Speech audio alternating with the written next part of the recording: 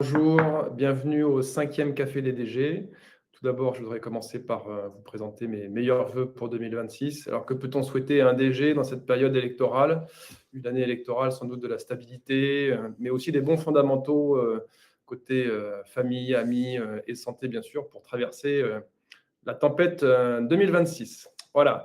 Ce qu'on vous propose aujourd'hui dans ce Café des DG, c'est de parler des ORI, opérations de restauration, réhabilitation immobilière, ou comment réhabiliter un bâtiment en logement. Alors pourquoi on a choisi ce thème qui est beaucoup plus technique et opérationnel que les thèmes précédents? Parce que c'est un thème qui nous semble être à la croisée de plusieurs enjeux problématiques rencontrés par les collectivités. La première, c'est qu'il y a une tension financière évidente dans un contexte national de difficulté d'adoption du budget, mais avec une forte pression sur les collectivités et qui nécessite de trouver des leviers. Donc, vous cherchez tous des leviers financiers. La deuxième, c'est que depuis quelques années maintenant, avec la limitation de l'artificialisation des sols, avec le ZAN, vous avez également une contrainte sur la construction de logements en neuf. Et enfin, parce que la demande en logement reste importante et que sur ces trois enjeux, les opérations de restauration immobilière nous semblent être un levier intéressant qui permettent de répondre à ces enjeux. Surtout, moi, ce qui m'a frappé avec mon ancienne expérience de directeur général des services et puis aujourd'hui d'avocat, et en rejoignant ce cabinet dont l'expertise est reconnue au niveau national sur ces opérations de restauration immobilière, c'est qu'on a tendance souvent à considérer que la fiscalité est uniquement une ressource pour les collectivités. Et à travers les ORI, on s'aperçoit que la fiscalité peut être un levier d'action et un levier pour mobiliser des fonds privés au service d'une politique publique. Et ça, je trouve que c'est vraiment une dimension importante de considérer différemment la fiscalité et la capacité à organiser des fonds privés pour répondre à ces problématiques de politique publique et en l'occurrence du logement. Aujourd'hui, pour parler des ORI, Vianney Rivière, qui est administrateur du cabinet Rivière Avocats Associés et qui va nous faire part de ses 30 années d'expérience sur les ORI, et donc avec le fruit de cette expérience qu'on souhaite partager avec vous sur ces 15 minutes et puis ensuite 15 minutes d'échange de questions avec vous. Vianney, je te laisse la parole. Mesdames, Messieurs, bonjour. Merci à Pierrick pour cette présentation et de penser que notre expérience peut vous être ponctuellement utile. Et je ne sais pas si vous qui le direz. Alors, ce que nous savons faire très modestement, c'est travailler sur des immeubles qui sont sur vos territoires, dans vos villes, et plus ou moins en déshérence, inoccupés, avec un avenir incertain à cause du montant des travaux pour les réhabiliter. Voilà, on parle d'immeubles tels que des anciens hôpitaux, c'est des cas très concrets, que nous traitons chaque année, d'anciennes maisons de retraite ou de casernes, ou d'immeubles d'habitation classiques. Et les travaux de réhabilitation sont tels que le propriétaire, que ce soit une collectivité, un hôpital, la commune, ou un propriétaire privé, eh bien, en fait, est bloqué, ne sait pas comment faire, c'est économiquement pas viable. Et bien sûr, nous sommes dans le cas où les possibilités de subventions publiques pour débloquer ce type de situation sont insuffisantes, voire inexistantes. Alors, une solution, il y en a d'autres, mais la solution que nous connaissons, que nous pratiquons, c'est de travailler avec des promoteurs spécialisés dans la rénovation de bâtiments existants. Voilà, ce sont des promoteurs spécialisés, ce ne sont pas des promoteurs classiques tels que nous les connaissons et qui savent construire du neuf sur un terrain vierge, qui savent démolir un bâtiment pour faire du neuf. Ce sont des promoteurs spécialisés dans la restauration de bâtiments et qui savent s'appuyer, comme le disait Pierrick, sur des dispositifs fiscaux classiques ou anciens et qui ont retrouvé de l'intérêt à la suite de la disparition du Pinel. Voilà, le Pinel a été un levier très important, avec des choses bonnes, avec des choses critiquables, ce n'est pas le sujet, pour faire du logement locatif. Mais voilà, ce dispositif a disparu, donc d'autres dispositifs trouvent de l'intérêt. Alors cette solution, comme nous le disions, a comme énorme avantage de ne pas consommer de subventions publiques et de mobiliser des capitaux privés, voilà, au service de la ville, du quartier. Un autre avantage de ces opérations, c'est le fruit de notre analyse, c'est que ces opérations prennent en compte l'immeuble dans son entier. Voilà, il y a parfois des opérations et des dispositifs de subvention qui prennent les logements un par un dans le diffus. Or, d'expérience, la seule manière de faire des travaux qui durent dans le temps, des travaux pérennes, et de réaliser une isolation de qualité, c'est de prendre l'immeuble dans son entier, avec donc ses parties communes, façade, toiture. Voilà, ça c'est un point très important pour la qualité de ces rénovations dans le temps. Deux autres points importants, de mon point de vue, dans ces opérations, c'est sur le plan écologique. On sait que le bilan carbone d'une opération de démolition-reconstruction est plus de 4 fois plus lourd qu'une opération de rénovation d'immeubles. C'est un point, je pense, qu'on ne peut pas négliger. Et autre point, alors c'est plus personnel, mais c'est que quand on construit du neuf, qu'on fait une démolition, reconstruction, eh bien on fait parfois disparaître le caractère d'une rue. Voilà, je crois que nos paysages urbains ont aussi de l'intérêt et la rénovation contribue à conserver leur caractère, voire à les améliorer. Alors, une limite, Pierrick l'évoquait à ces opérations, c'est qu'elles ne peuvent pas tout faire. Ces dispositifs fiscaux sont réservés à la rénovation pour la création, la réhabilitation de logements locatifs. Voilà. Ils ne savent pas faire de bureaux, sauf cas très exceptionnels. Ils ne savent pas faire de locaux d'activité, sauf les pieds d'immeuble. Quand le pied d'immeuble est dédié à un commerce, à une activité, ça, ils seront conservés. C'est prévu par les textes, c'est possible. Et également, ces opérations ne savent pas faire de l'accession à la propriété en logement. Voilà. Ce n'est possible, ça ne fonctionne que pour faire du logement locatif. Voilà, c'est le champ d'application de ces dispositifs. Alors, sur les aspects pratiques, quels sont les points qui peuvent éveiller votre attention et vous dire qu'une telle solution serait envisageable? Alors, le cas rare, mais évidemment qui va s'imposer, c'est lorsque l'immeuble est protégé au titre des monuments historiques, classés ou inscrits. Je ne développe pas évidemment ce type de bâtiment. Doit être conservé et réhabilité sous le contrôle de la DRAC. Mais ça peut faire des choses très intéressantes malgré le coût souvent prohibitif des travaux de rénovation. Deuxième cas, plus courant, beaucoup plus courant, c'est lorsque votre ville est dotée d'un SPR, avec PSLV approuvé ou pas, et parfois dans certains cas, c'est des PAUP ou AVAP. Voilà, si l'immeuble est situé dans ce type de secteur, ça peut faire l'objet d'une opération dite loi Malraux. Voilà, ça peut être quelque chose d'attractif. Et alors, je voulais attirer votre attention sur un cas qui peut être mis en œuvre très souvent et qui est peu mis en œuvre. C'est ce qu'on appelle les opérations de Normandie. De Normandie, pour le dire de manière extrêmement simplifiée, c'est comme le dispositif Pinel qui n'existe plus, et qui se faisait dans l'ancien, qui se faisait dans le neuf, pardon, mais appliqué à l'ancien. Et alors, dans quel cas ce type de dispositif peut se faire? Il peut se faire sur toutes les communes qui disposent d'un territoire ORT. Et peu importe, précision intéressante, peu importe que l'immeuble soit situé dans le secteur ORT. Voilà, il suffit que la commune ait un secteur ORT et on peut faire ce type d'opération.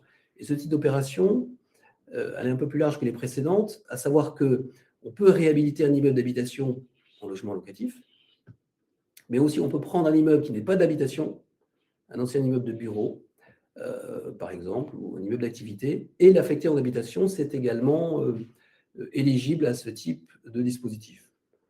Voilà, et puis plus généralement, même si vous n'avez pas d'ORT sur votre commune, tout immeuble d'habitation, dans certains cas, quand il y a un certain équilibre économique, peut être éligible à ce type de dispositif.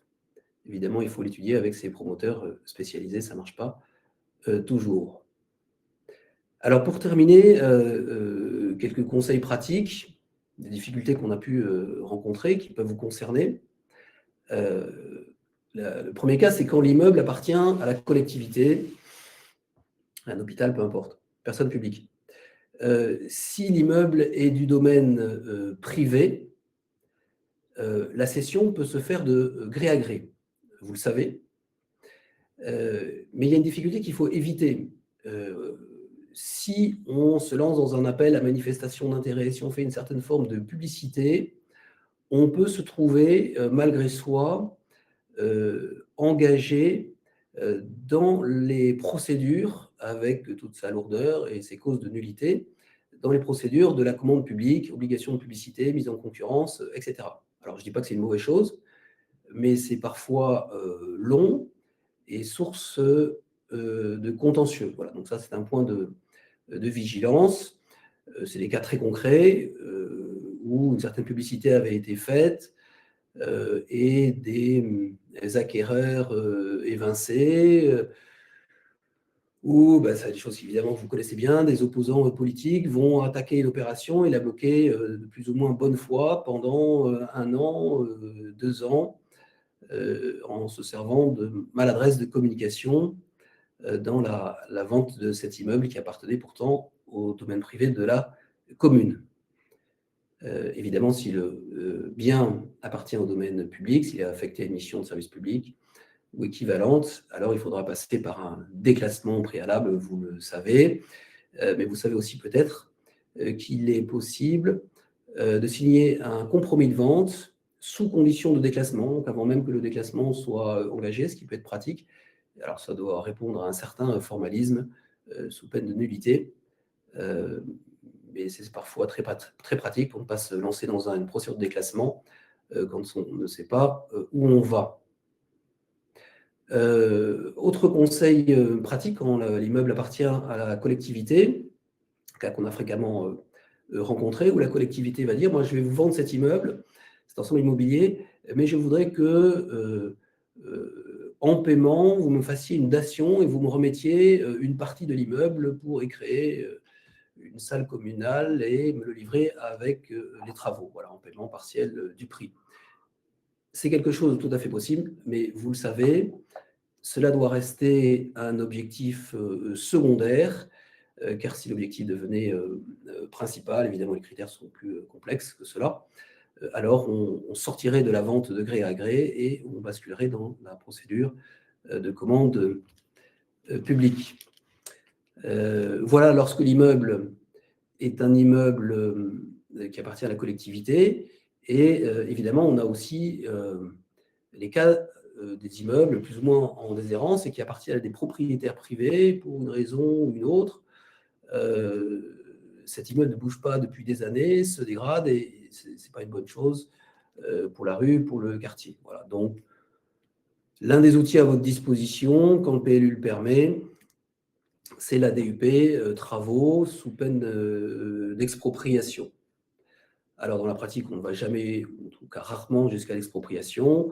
Vous aurez pris langue auparavant avec un promoteur spécialisé et la simple menace de cette DUP, voire sa mise en place, va être l'élément déclencheur qui va permettre à ce propriétaire privé, on va dire, défaillant, se décider à céder son bien à quelqu'un qui va être capable de le rénover et de créer du logement. Voilà, et pour terminer, dernier peut-être rappel pratique, c'est la loi d'Aubier cet été, au mois de juin, qui a rendu beaucoup plus facile les permis de construire dérogatoires. Voilà, c'est des cas particuliers, mais ça peut être très intéressant.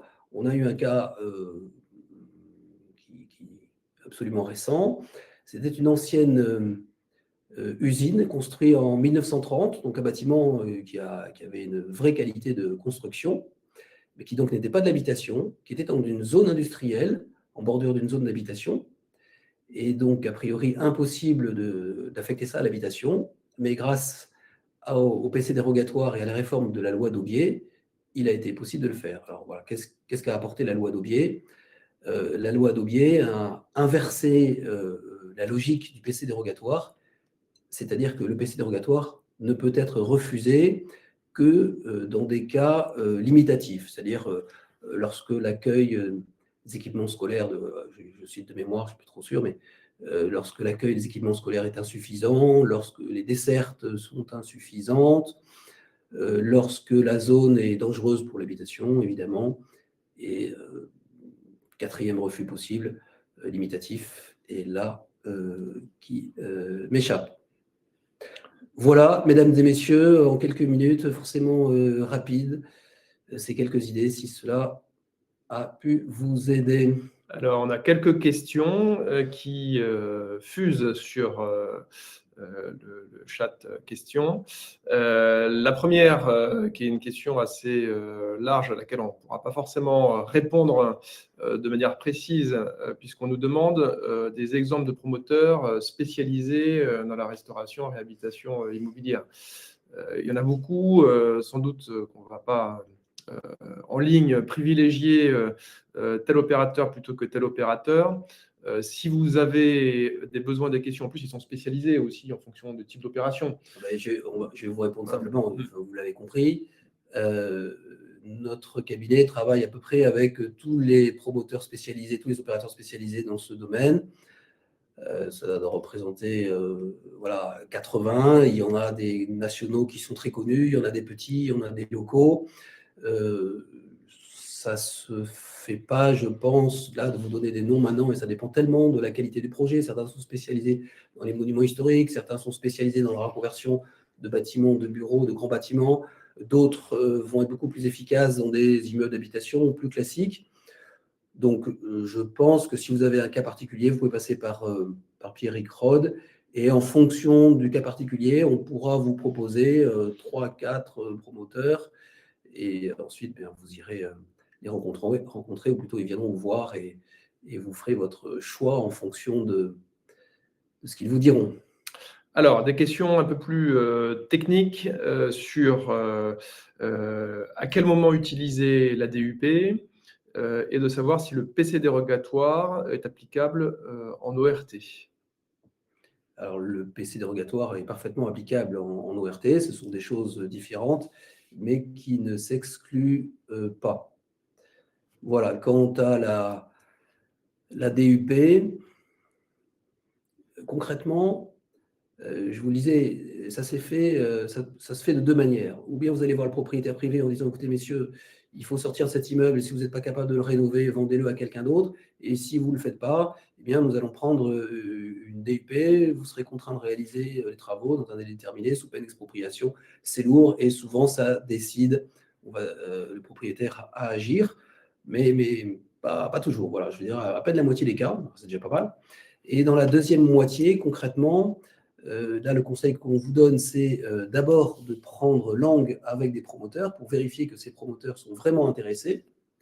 Et vous allez prendre cette DUP. Pourquoi il faut aller voir le promoteur avant? Parce que la collectivité n'a pas toujours les moyens, si le propriétaire n'a pas toujours envie, si le propriétaire ne fait pas les travaux, d'aller au bout de l'expropriation. C'est une contrainte, c'est lourd. Pas très grave non plus. Donc dans la pratique, en 30 ans, on n'est jamais allé jusqu'à l'expropriation elle-même. Les DUP, on en a pris, les collectivités et les préfectures en ont pris des dizaines. Et à chaque fois, ça a décidé le propriétaire de céder son immeuble à quelqu'un qui était capable de le rénover.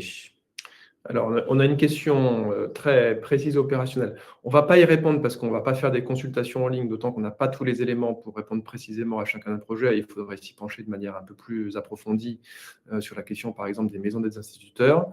On a une question plus large sur...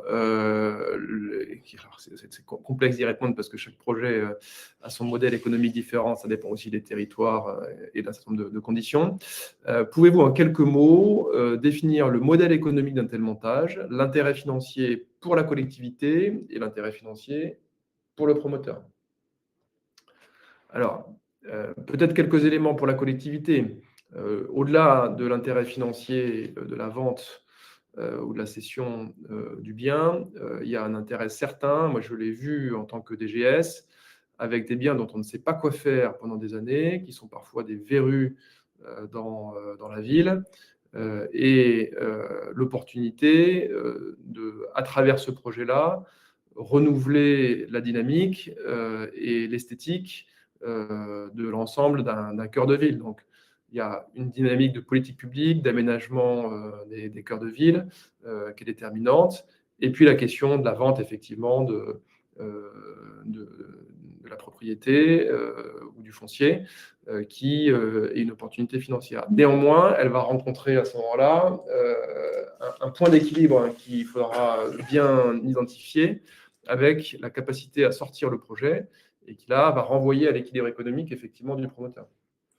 Alors, pour compléter sur ces 2 points, donc j'ai entendu que quelqu'un avait le cas d'un immeuble, d'une ancienne maison des instituteurs, c'est ça?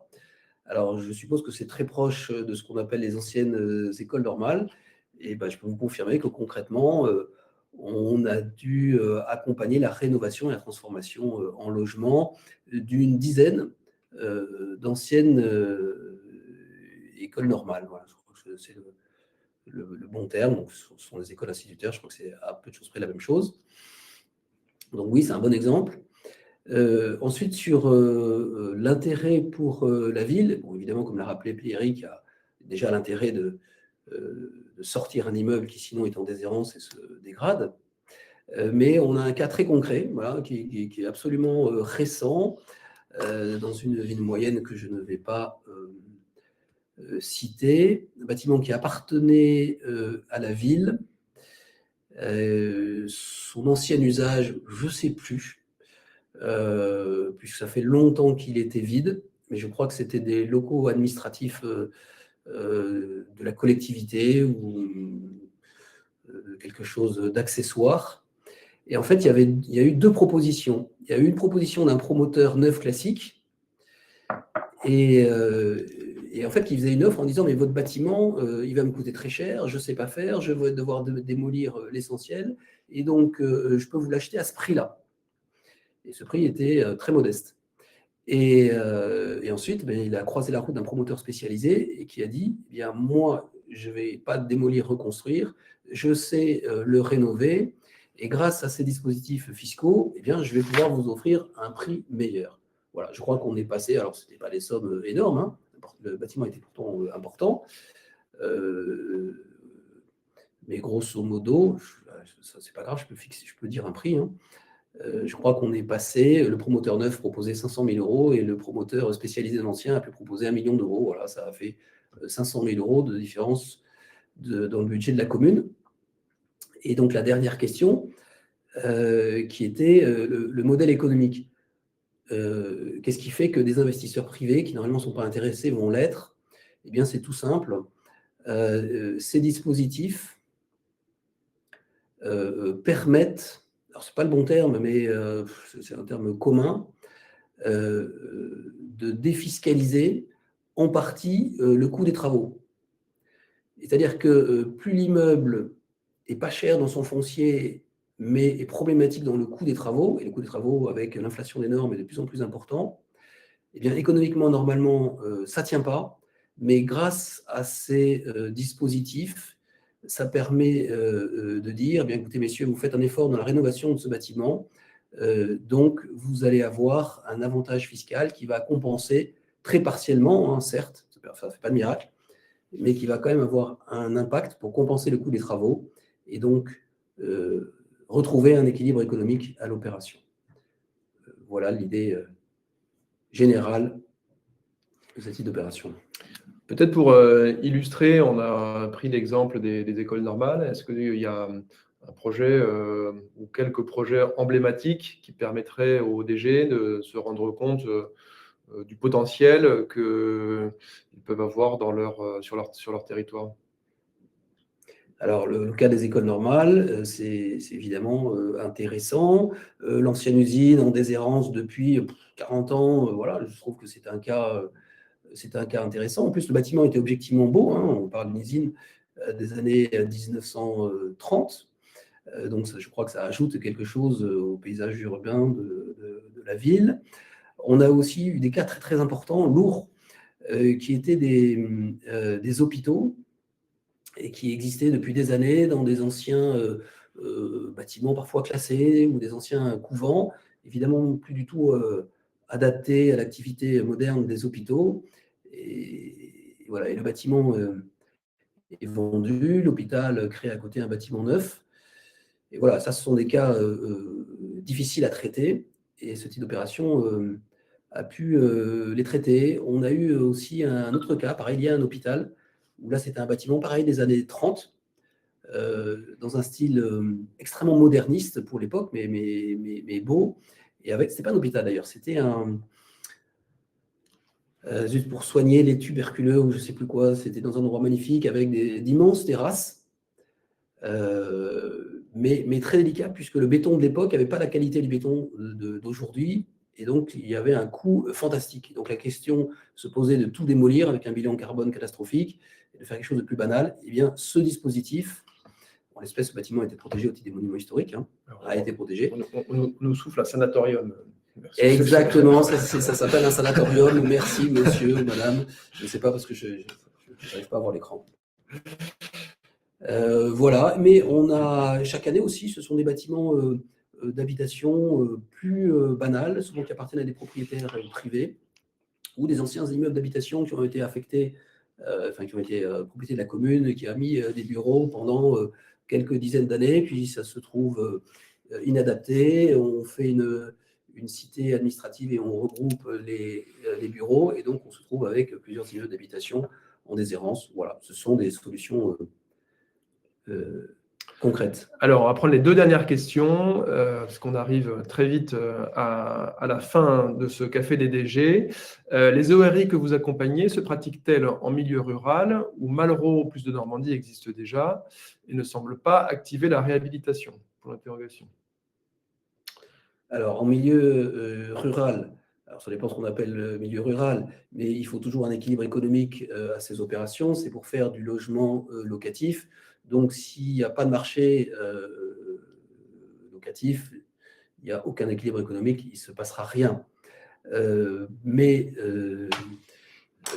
ça arrive assez souvent. Alors, on parle souvent de bâtiments qui ont un caractère fort, de prendre en compte des bâtiments qui sont dans un environnement très nature, mais à quelques kilomètres d'un bourg, et avec un réel potentiel locatif. Mais perdu à la campagne, malheureusement, ça ne marche pas. Alors la question est intéressante parce qu'elle permet de bien comprendre qu'il faut bien identifier les conditions qui permettent de réaliser nos RI. Donc, une fois que vous avez identifié un immeuble susceptible de faire l'objet d'une ERI, il faut effectivement vérifier les conditions de faisabilité qui vous permettent derrière de mobiliser le dispositif. Dernière question sur le cas d'une église. Et on nous pose la question des conditions de transformation d'une église en logement, et notamment la question de la désacralisation. Alors, je ne suis pas du tout un spécialiste d'un procédure de désacralisation, donc je ne pourrais pas vous en parler. On sait évidemment qu'elle est nécessaire. Après, la deuxième partie de votre question, c'est une fois que cet ancien bâtiment religieux a été dédié au culte, a été désacralisé, peut-on en faire une opération de ce type? Alors, de mémoire, en 30 ans, on n'a jamais fait ça. Mais on a pu faire ça dans des grands ensembles, des anciens couvents où il y avait des anciennes chapelles. Alors, la plupart du temps, dans ce type d'opération, les chapelles ont été conservées en l'état parce qu'elles avaient un intérêt patrimonial, la DRAC l'a demandé, et ça a pu servir de lieu qui va rester ouvert au public, donc qui va permettre à la population de garder un accès à ce bâtiment parce que ça a de l'intérêt et que transformer cet espace-là en logement, finalement, ça a un coût et c'est un bilan coût-avantage qui fait que c'est plus intéressant de le garder en l'état, de le rénover et de le transformer en salle de concert éventuellement, etc. Voilà, c'est les cas les plus courants. Néanmoins, il y a des cas où cet ancien bâtiment n'a aucun intérêt particulier. Et en Malraux, en MH, c'est pas possible, en DS, c'est pas possible, mais en Malraux et en Normandie, c'est possible de les transformer en logements locatifs. Les dispositifs fiscaux vont pouvoir fonctionner. On arrive à la fin de ce Café des DG. Merci beaucoup, Vianney Rivière, d'avoir présenté le dispositif et répondu à l'ensemble des questions. Malheureusement, on ne peut pas répondre à toutes les questions, donc n'hésitez pas à nous contacter si vous avez des questions complémentaires. On vous souhaite une excellente fin de semaine et rendez-vous le 6 février pour parler de SEM SPL sur notre prochain Café des DG. Excellente fin de semaine à vous et à très bientôt. Mesdames, Messieurs, merci.